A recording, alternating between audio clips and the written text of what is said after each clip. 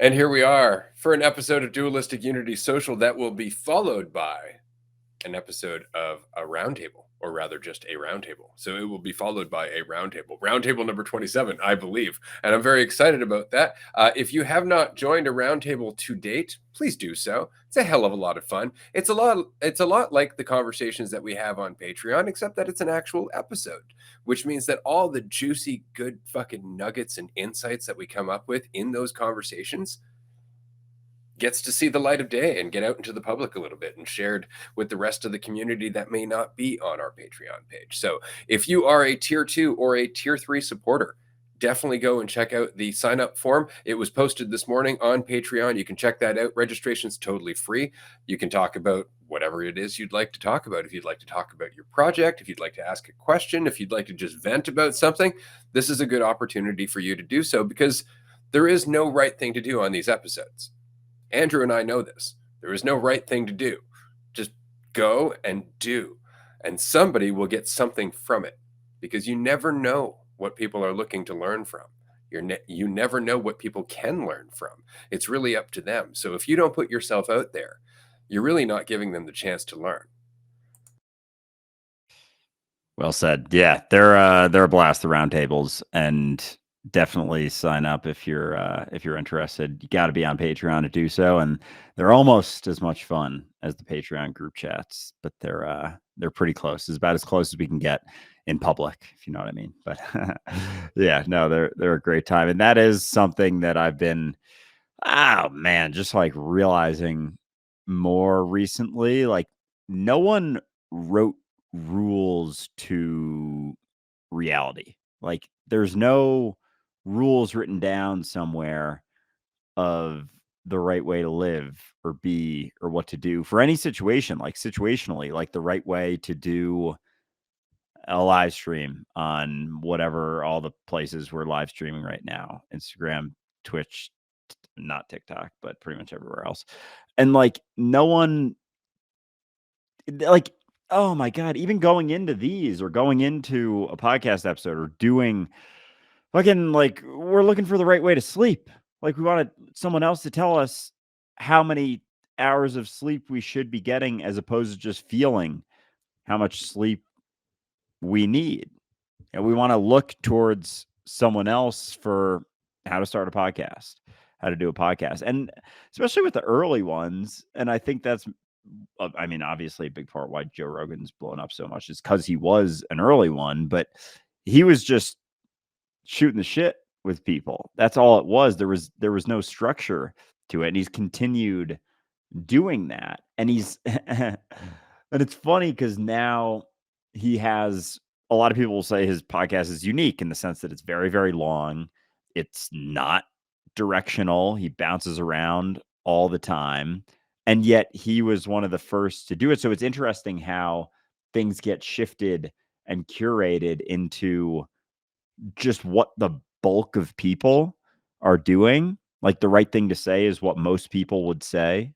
The right thing to do is what most people would do. The right way to live is how most people are living. And so, but like, no, like, you're writing the rules to your life all the time. And there's a lot there. I'm like pounding my microphone here. There's a lot there. Like, a lot of fucking depth there. And it's so funny that it seems like an obvious thing when I look at it, but at the same time, you look around, and like I said, with sleep, we want someone to tell us how long to sleep for, or how to live, how to do certain things. The dentist tells us how to brush our teeth. Just like anything you can think of, there's always someone, some expert, some person who knows how to do it. And you put all those things together, and it's how to live life. And it's like we don't realize it, but we're kind of looking around for a book on how to live life and piecing it together ourselves as we go, by looking around, not by writing it ourselves, but by looking around and patching in all of the ways that we see other people doing it. It always reminds me of just when you're in a crowd, like, and a performance ends and you start clapping, but you really enjoyed it. But and maybe this is just me. I don't know, but I don't think it's just me. Who knows? But and you're thinking about standing up, give a standing ovation. So you look around first. I'll look around first to see, oh, is anyone else doing it? See a few more people doing it. Like, then I'll do it. And I'm getting to a point where I'm much more comfortable being the first person to do it. But like, that's a interesting shift because someone's got to do it. Like, someone's got to be the first one to do anything new, but you can't maintain the looking around. Like, you can, but if you don't see anyone, like, that doesn't have to have sway on your decision making. Like, we're always looking around, like in maybe it's SpongeBob, some sort of cartoon I'm thinking of. There was a submarine, and then like the eyes pop up, and it like looks around, and then it goes back down.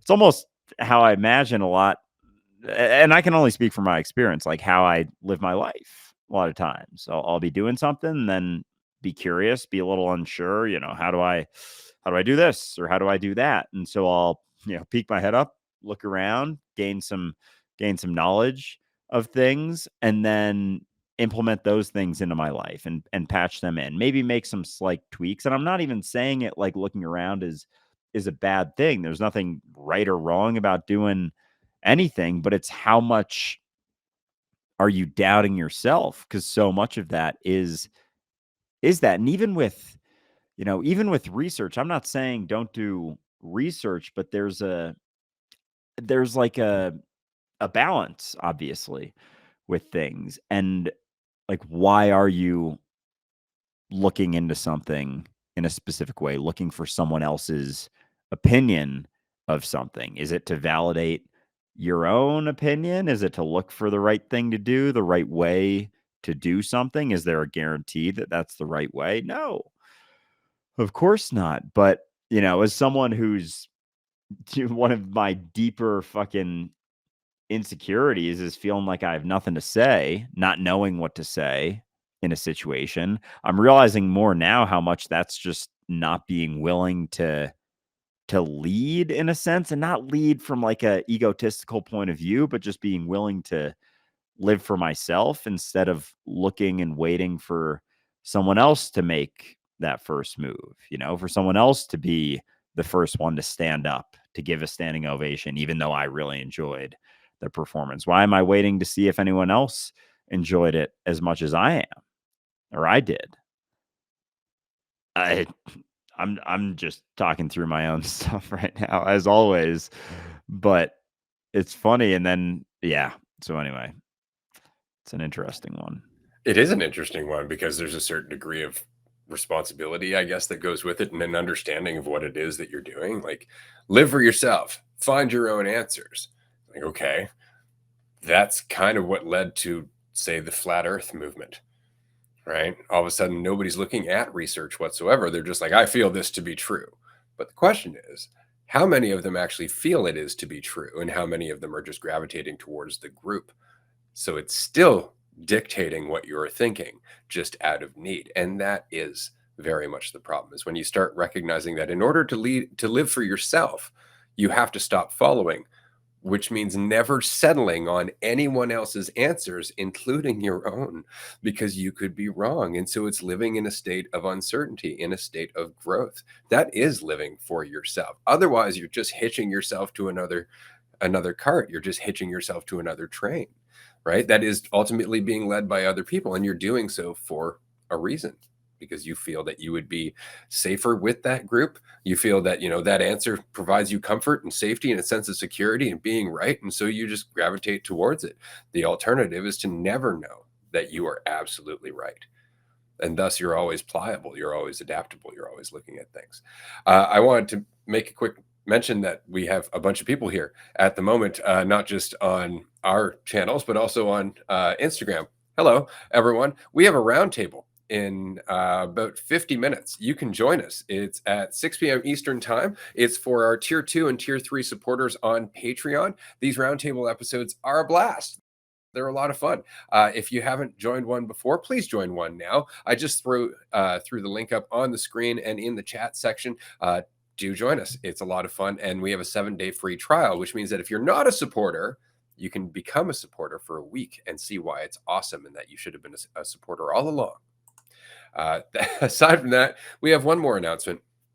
And then I swear I'll make this more interesting. We have a viral video contest that we are now running. And that viral video contest basically means that you create a video about dualistic unity. If you're watching this right now and you don't know, we have a podcast called Dualistic Unity. You can take any of the clips or any group of clips. You can do anything you want, basically, about dualistic unity. You can make it your thoughts about dualistic unity, your thoughts about us, how it's changed your life. Maybe you don't like us and you want to bitch about it. That's fine too. If that goes viral, kudos to you. The point is that whatever video has the most views as of our February 1st mini retreat in Virginia, which is another thing that we do. We have retreats. Our next one is in Virginia, Virginia Beach, February 1st. By that point, the video that has the most views, that person, the creator, will win a ticket to our California retreat. Absolutely free. Does not include airfare or anything, but it does include your meals. It includes your stay there. It includes all the relative substances that we're going to be doing and all of the other party favors. And it includes your karaoke time. Not that there's ever a charge for that. But the point is that you will win a ticket. And I believe that ticket is regularly around $1,600 US. So it's a hell of a good prize. And all you have to do is create a video, be as creative as you can about dualistic unity, and we deeply appreciate it. And so we're looking forward to seeing you in California to say thank you in person. Checking the Instagram comments. We had a comment. Do we talk about THC here? Yes, and we do it on the podcast as well. We actually have a whole segment called Being High with Dualistic Unity. I think we got 7 episodes. Every single one, we're both baked, and we talk with people who are in the cannabis industry. And they're a lot of fun. Very, very more uncertain, especially just given being super baked for it. And a lot of times I'm like a little bit uncomfortable and, do my best. And we're always just doing our best going through it. So, yeah, we definitely do, especially on the podcast and on our Discord also. So if you check out the podcast or enjoying that, want to talk with some people who are going through a lot of similar insights, definitely check out the Discord. We have channels. We talk about, psychedelic stuff. We talk about cannabis. We talk about work, family, all different sorts of things. We have so many channels. Shout out Jazz for heading all of that. We appreciate it very much because there's a lot going on there, and you've made it pretty fucking dope since you've taken the reins out of us holding them by our fingertips and just throwing it together as best we could. But yeah, and so anyway, there was another comment in here kind of talking about that, being the one to make the first move and not following someone. And so much of so the comments were, it's really interesting to do this consciously. A lot of people, quote unquote, just do it unconsciously, but I can relate as perhaps someone who, like most, I guess, might also look around. Yeah, I think most people are doing that, feel that moving towards the consciously doing that first move is a big thing. Can kind of feel like you're going crazy. And yeah, I mean, it certainly can. And there's the feeling like almost, oh man, and it hit me like an hour ago how much this comes up in conversations when someone's acting differently. The term out of control or take control or get control over yourself or whatever. Like, no, like realizing that control is an illusion, like it doesn't actually exist. It's funny how we use phrases like that pretty often. Like, I'm feeling like I'm out of control right now. You're always, quote unquote, out of control. You can just sort of curate your perspective on things to give you this false sense of certainty that you are in control. But how often you don't know what's coming next ever. So we'll just think that we do and kind of close our eyes to what's going on right now. Just to just because there's, oh man, it's interesting how reflective that is of just, collective mentality of thinking that control is a possibility and the right answer. It's like, of course, there's going to be a demonization. Like, one of the worst things you could do is feel like you're out of control. You know, being out of control. I don't know, that phrase just hit me and I'm like, fuck. I've heard that a bunch throughout my life. And, from lots of different people and situations, and how there's this fear of someone else being out of control, as if you can have not control over them, but it's very much, the stay in line sort of mentality. Look around. You don't want to be judged, right? You want to be doing what everyone else is doing, right? You don't want to feel, bad, do you? And that all those things, like fear of judgment, fear of, you know, not being like everyone else, very much gets in the way, in a huge way, of us being ourselves. And that get back in line mentality, it's like kind of wild how much it's infiltrated so much of what we do. And there's things that I've started to realize that I didn't even, realize were habits based upon that. And you start looking at them, and you're like, oh shit. Ooh, man. All right. There's a lot there. But at the same time, like, you don't have to fucking make it heavy, which I tend to do. Like, make it heavier than it is, almost thinking that, because again, it can be this assumption that there is a right way, and you can know that it's the way that you're not doing it. It's, realizing that there's still not a right way. It's still just sensitivity. And you don't have to make the assumption. I don't have to make the assumption that, you know, if this isn't, I'm doing something wrong. And so I can do something right by not doing it. Like, because it's not that either. It's not the thing that you keep fucking thinking about in your head. It's just what's going on right now. But there isn't that illusion, so much of that illusion of control in that. And it's the same with, being the first mover, or, starting a fucking conversation even, and just picking something and going with it and running with it. There's no sense of certainty. If you wait till it's already started, then, at least there's that confirmation from, other people who are doing the same thing, other people who are saying the same thing, other people who are acting the same way. There's that subtle confirmation, like, oh, I'm doing something all right. And that kind of goes from moment to moment to, like, just spans out to how we live our lives in our entirety. It really helps to remember that thinking that you can accomplish anything is going to be perceived as crazy by those who tell themselves they can't.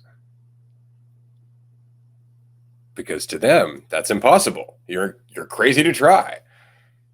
And that's true for everything, whether it's establishing a different kind of relationship with yourself or establishing a different relationship with the world.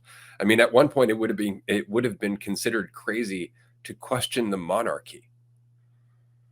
Right? At one point, they weren't just kings, they were god kings, right? And people believed in that wholeheartedly. And it would have seemed crazy to doubt that. It would have seemed crazy to doubt the power of the gods. It would have seemed, do you see what I'm saying? Is that the idea of crazy is always really just what's familiar and most everybody has gotten used to.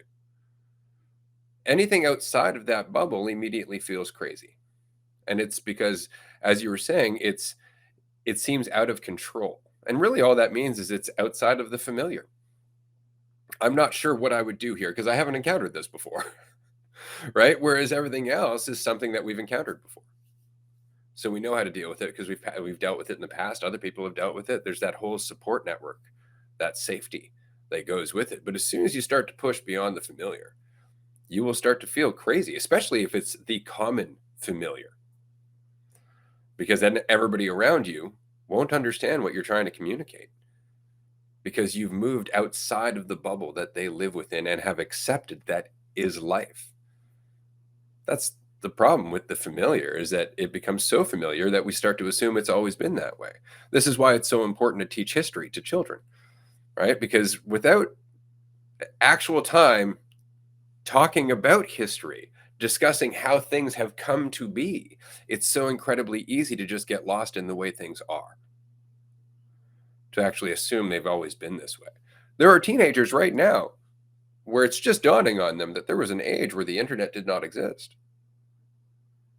And it's because they've always been surrounded by the internet. How many people think about the world without electricity? That was only 120 years ago. At one point, if you would have discussed, imagine describing to somebody, say 200 years ago, walking into your home, flipping a switch, and immediately all the lights come on, they would have said you're crazy. And that's the point, is that there hasn't been a discovery, an invention, any kind of exploration that wasn't done by somebody who was called crazy by somebody else who wasn't willing to try. And so when we're talking about crazy, we're just talking about open-mindedness. And open-mindedness does come with the cost of giving less fucks. And so you can seem a little reckless in being open-minded. And that's what leads us to have the courage to discover things and try things and do all that. So it's a trade. You can either live with the comfortable stagnation of familiarity or not. Oh man. And it's funny too, because even with something, like THC, cannabis, there's a lot of aversion to that still. There's a deeper stigma. And like I can get dramatic with things and but like when I do, people will like there's pushback and there's all these reasons, and I'm not even saying like, just to clarify for anyone, especially like on Instagram, because I've been posting on my story a little bit more, like I'm not saying everyone should be high all the time. Like I'm not saying like you should be smoking more weed than you are. Like I'm not high all, like I don't smoke all the time. I am saying that you should be high sometimes. Yes, exactly. Exactly. But even that, it's because it is absurd. Like when you actually look at it for what it is, cannabis, you know, like it's why, like the fact that that was made illegal, like illegal, like banned from people, someone having like a, like that was illegal. You go to jail for it is insane. Regardless of, oh well, this study, this doctor says it impacts this and that. Like there's like a thousand things that you could point to with those sorts of types of studies that have more impact that are legal before you do that. Yeah, this is my little shout out PAX Plus. Um, like so many things. So just saying, and being open and talking about, yeah, it's crazy. It's insane. Like that there's the stigma, that there's the immediate assumption that you're doing a bad thing if you're smoking. And I know that's not always the case, and there will be plenty of people who are like, no, most people actually don't think it's a bad thing anymore. It's like, yeah, you know what I mean. There's still that stigma. And I'm just talking about myself. Like there are times where I, will wake and bake and I feel like I'm doing something wrong, even though I'm just getting up and doing work. Like I'll go and edit a video for an hour or two. Hi, it's like, okay, well, I'm doing it, doing stuff, being productive, or, going on a run or working out or whatever you do. But it's like, oh, I can't do it. Hi, because I'm doing something wrong. And why? It's just so interesting how you start talking about things more, that it's not like we were saying, it just doesn't fit the common existing familiar sort of mentality, like you can't talk about that. You can't say that, because then I have to question, what I think, or even it coming back to yourself, because it forces you to wonder, why do I have an aversion to cannabis? Like I was putting on my story, if not everyone has the same response to weed, then it's not the weed, it's you. Like you're the one. It's not making you anything. It's coming from you. Because if you think it's the weed making you anxious or extra paranoid, then everyone would get super anxious and paranoid with it. But that's not the case. Just that right there. And so, if you don't want to look at that and wonder, scratch your head, like, okay, why do I get anxious. Shit, I can't put it on, the cannabis. Maybe it is coming from me. If you're not willing to do that, then you're just gonna demonize cannabis. You're gonna say it's a bad thing that's doing it to me. And I think that was kind of like spanned out to be a big reason why it was made illegal. I mean, obviously with the hemp and cotton industry and all that, that was a big part. And, all the propaganda, we can look up Reefer Madness from the 30s, but even just anything, it's not even things that make sense. And I feel like I've always been like a logical person, when something starts to not make sense or make sense, I get curious about it. And yeah, and something like that. It's like it's crazy, but even the obvious, if it's not part of the familiar common dialogue norm, then you're gonna sound crazy if you start talking about it like Galileo, recognizing that the sun doesn't revolve around the earth revolves around the sun. Like that dude was killed for it, basically, right? He was killed for it. Yeah, not just jail. Yeah, killed Or he was imprisoned or for life. poisoned. Yeah. For life. For life.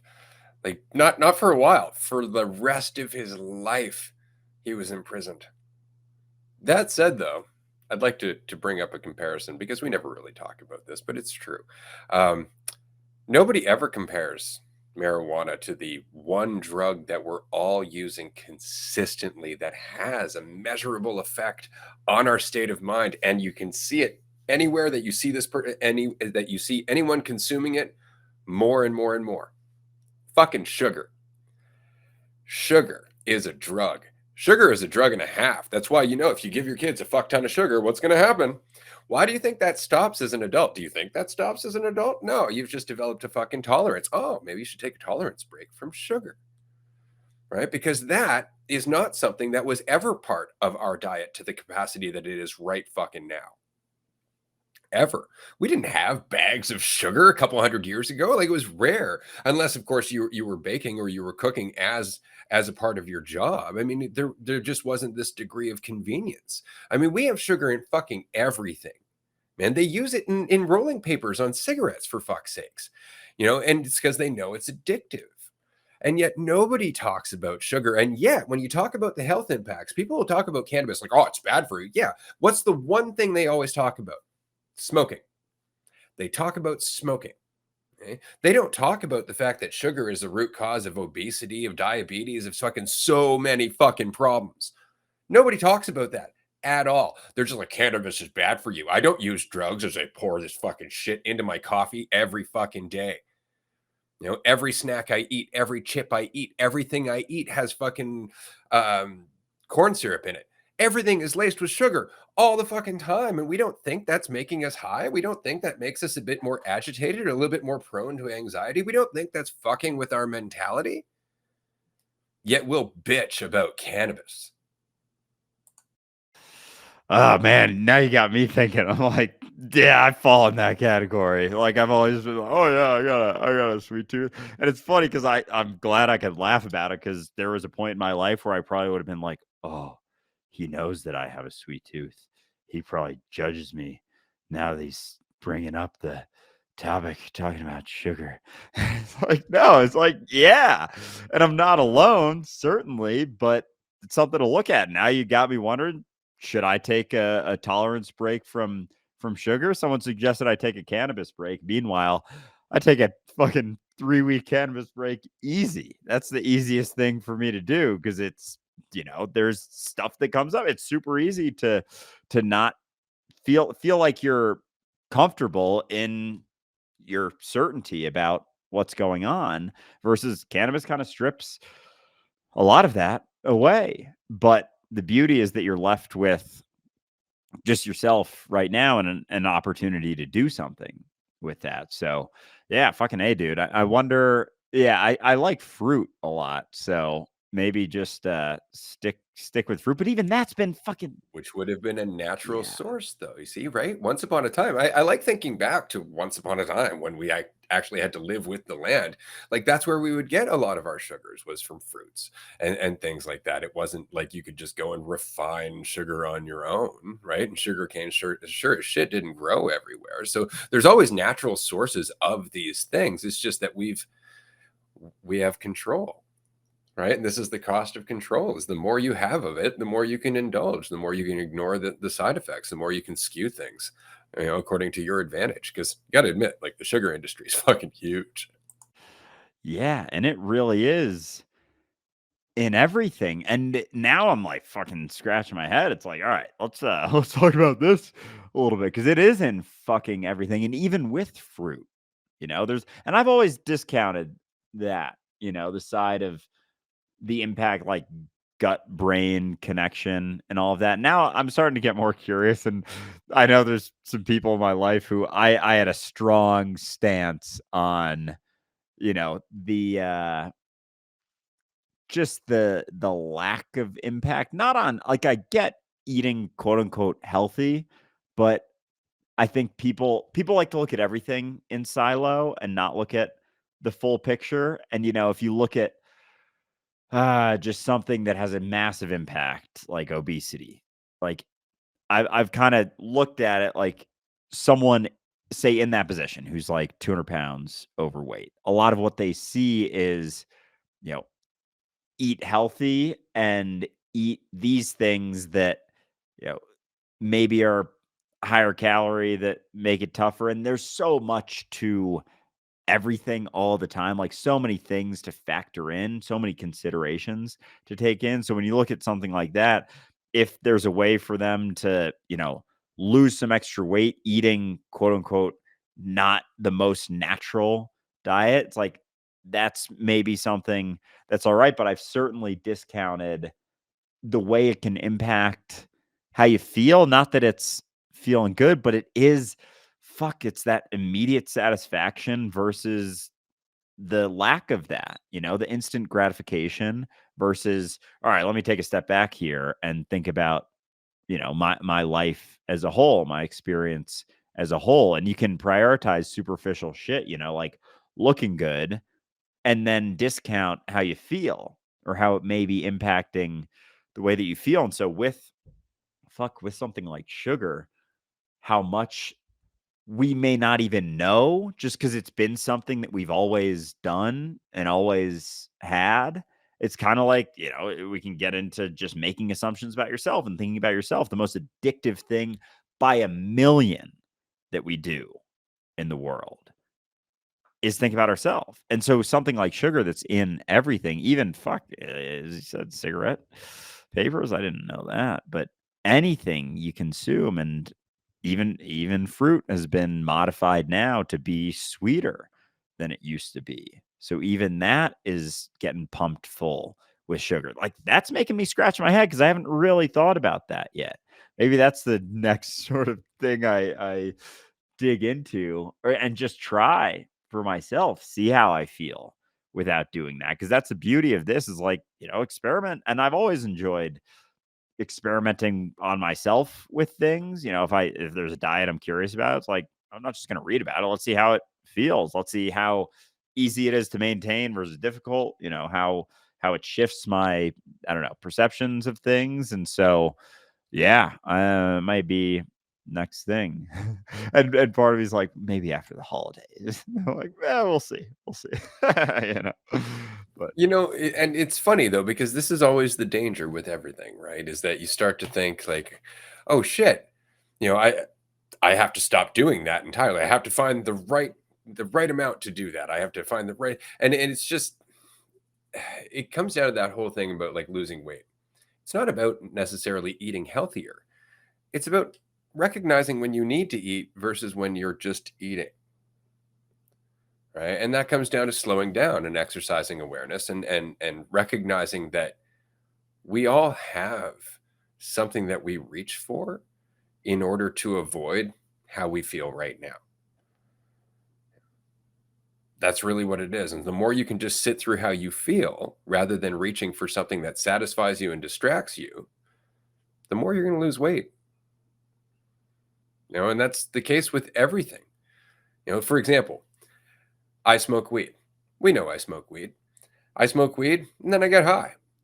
And then I stop being high because it wears off. And then it's on me to keep relaxing, which I do with fucking, great panache. I just keep relaxing. And then later on, after being quote unquote sober, which really doesn't feel that much different because I'm doing the work the entire time, I'll smoke a joint and get high. But at no point am I like power puffing because I got to prove how much I can smoke. And I'm not like going from like one joint to another joint because I'm a pothead. Glory to the cannabis, all that shit. It really just comes down to awareness and sensitivity and being honest with yourself. Nothing is a silver bullet, but that doesn't mean it can't be enjoyed. And it really just comes down to moderation. And that really just comes down to sensitivity. And that requires you to be present. Right. And that's often what we're avoiding is that being present. Because it's in the present that we feel uncomfortable because we're left with our thoughts. We're left with our habit to judge ourselves. We're left with, all of our perceptions of everybody else. We're left with the world that we have imagined our way into for our entire lives. And because we don't want to be responsible for imagining our way into that world, we just distract ourselves every time we're left in it. This is why we don't sit still. This is why we're always reaching for something to satisfy us. This is why we get addicted to things, to basically create a cessation to the suffering that's caused by the world we've imagined ourselves into, whether we recognize it or not. So, yeah, it just comes down to, again, moderation. Be in the present. Sit through that discomfort. And what you'll recognize is that enough time in discomfort becomes more comfortable. Suddenly your tolerance increases. You're not so easily shaken because you are actually in reality. And the more you go down that path, the more you sink into the present moment, the more you will understand the value of moderation because you're not satisfying a need. Therefore, you can make a conscious choice.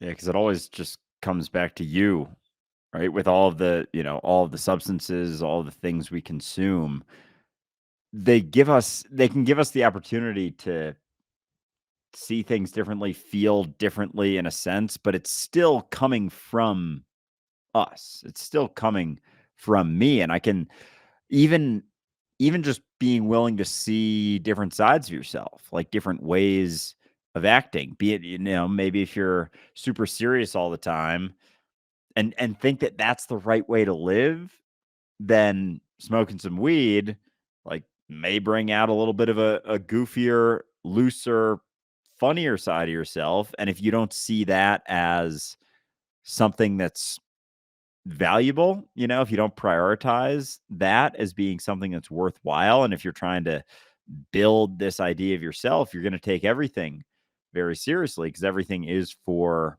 this end game. And so I think in a world where people do take things very, very, very seriously, there is going to be some aversion to being a little bit more relaxed, being a little bit looser, being a little bit more silly. Because, like, oh, if I'm too silly, then I'm gonna get judged for that. And so that can be a lot of our resistance with something like cannabis is if we're maintaining a perception of ourself in a certain way and thinking about ourselves in a very specific way, then smoking may, cause some different perspectives to arise. And our resistance to that or our aversion to not even being any of the things that we're thinking about, but seeing that, oh, maybe the way that I'm seeing myself isn't correct, which means that maybe you don't have to keep thinking about yourself all the time because you recognize that they're all assumptions. It's if there's an aversion to letting go of that false certainty of the way that you look, it's going to be, or the way that you see yourself, it's going to be, there's going to be anxiety, paranoia, all these different things that we call those things that come up, but really it's just resistance. It's just names that we have for resistance or concern or trying to be certain. When that certainty gets stripped, we'll settle on anything, even things that maybe make us feel a little bit more anxious or paranoid despite being in that same uncertainty all the time, because that's then allows us to distract ourselves from just being where we're at, prioritizing our experience right now as opposed to continuously looking ahead, like never being satisfied, never being finished, like never reaching a point in which we can just relax and chill out. Like there's almost a assumption that goes along with this mentality that I'm gonna go until I die. Like I never reach the end point. Not saying that you do, but like the end point is here, and there's that balance. But I know a lot of people who make the assumption that there isn't an end point. It's just this sort of being driven for your whole life. Oh, if I stop being driven, then I'm giving up. Then I'm not giving it my all.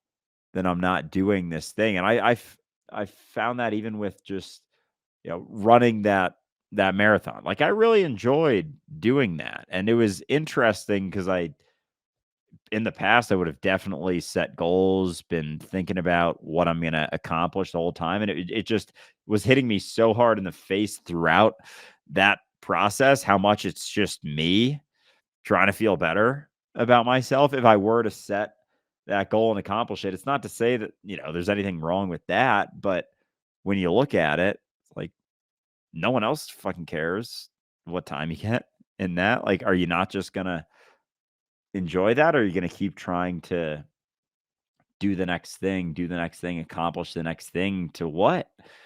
To feel a little bit better about yourself, to reinforce that falsely certain narrative that you're holding on to about yourself. Exactly. We have just a few minutes left here. There was a comment, and I just wanted to address it quickly. For some adverse, I'm assuming it's for some with adverse childhood experiences, trauma, and being prone to addiction, they will not have the same relationship with cannabis or alcohol or other substances. And so I just wanted to say very quickly that cannabis is not other substances. I understand what you're saying because the person that you just described was me.